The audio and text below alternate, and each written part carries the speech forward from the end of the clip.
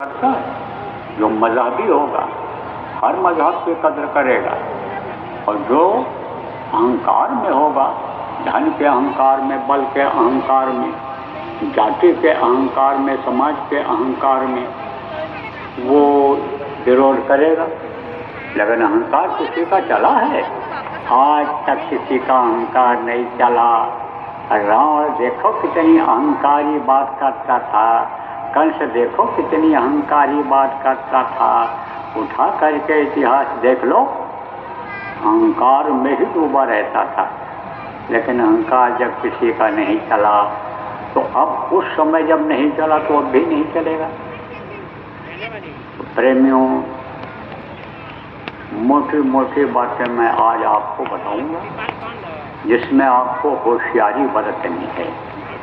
देखो, जनवरी महीने में ही दुर्घटनाएं बहुत होंगी। दुर्घटना किसको कहते हैं?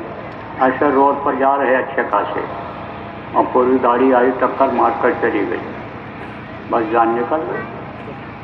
क्यों? क्योंकि इस समय लोग नशे में चलते हैं। कौन से नशे में चलते हैं? शराब के नशे में, गांजा अफीम के नशे में, नशीली गोलियों के नशे में। एक नशा तो ये है, दूसरा नशा धन का है, पैसे का है। कई ऐसी दुर्घटनाएं हुई कि जिन्होंने पैसे के बल पर रिपोर्ट ही बदल दिया। पैसे के दबाव में यानी समझो आगे बढ़ने ही नहीं दे रहे थे केस को।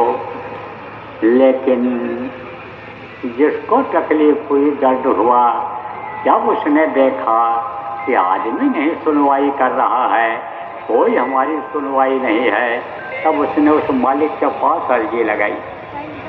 और जब उसके पास अर्जी गई तो किसी न किसी के अंदर ऐसी प्रेरणा आ गई कि उसने फिर मुकदमे को चालू कर दिया और सजा मिली।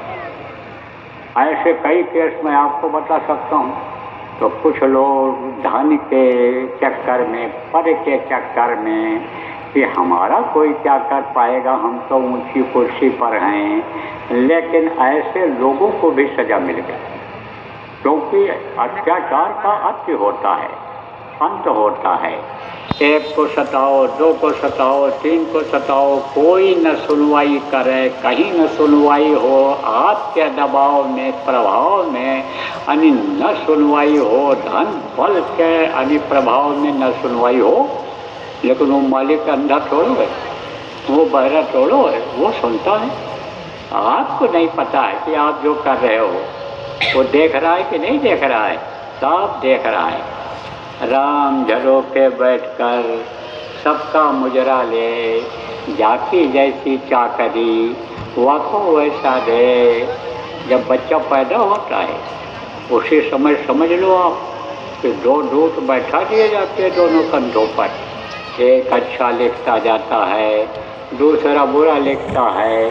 जब समय पूरा होता है तो ये अपना फाइल कागज अपना पेश कर देते हैं। या ये समझो कि जैसे पहले टेलीग्राफ होता था, यहाँ दबाते थे वहाँ छप जाता था। जैसे कंप्यूटर होता है, बटन दबाते हो और उसमें लिख जाता, पढ़ जाता, वो चीज़ आ जाती है, ऐसे होता है। तो ये कंप्यूटर फेल हो जाता, ये टेलीग्राफ मशीन ख़राब हो जाती थी, टेलीग्राफ मशीन ख़राब हो जाती थी।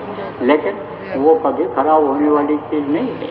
वो तो ऐसा बही खाता है कि उसमें जैसे सोने के पन्ने होते हैं, ऐसे पन्ने हैं जो न सड़ते हैं, न गलते हैं, न घुलते हैं पानी में, जलते नहीं हैं। वो ऐसे लिखावट, अरे देख कर मोहित हो जाओगे, पढ़ नहीं पाओगे आप, क्योंकि वो भाषा यहाँ है ही नहीं। वहाँ तो दूसरी भाषा है।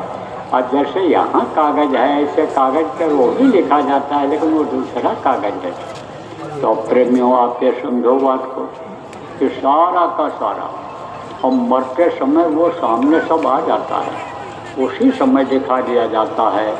तब आदमी रोता है, चिल्लाता है, अपने ही पापों को देखता है, कहता है कि मेरे से बहुत बड़ी भूल हो गई, बहुत बड़ी गलती हो गई, माफ़ी कर दिया जाए, माफ़ी कर दिया जाए।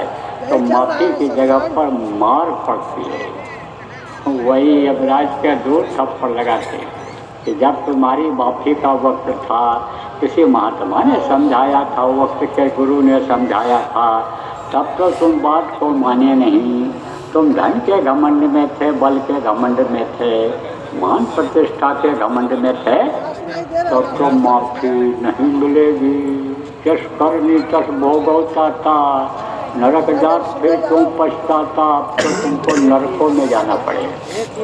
बड़ी मार पड़ती है, काटे जाते, सड़ाए जाते, गलाए जाते, तपाए जाते हैं। आपको क्या पता है? मौत का पैगाम जैसे ही आता है, वो जैसे समय पूरा होगा, हाँ करके यमराज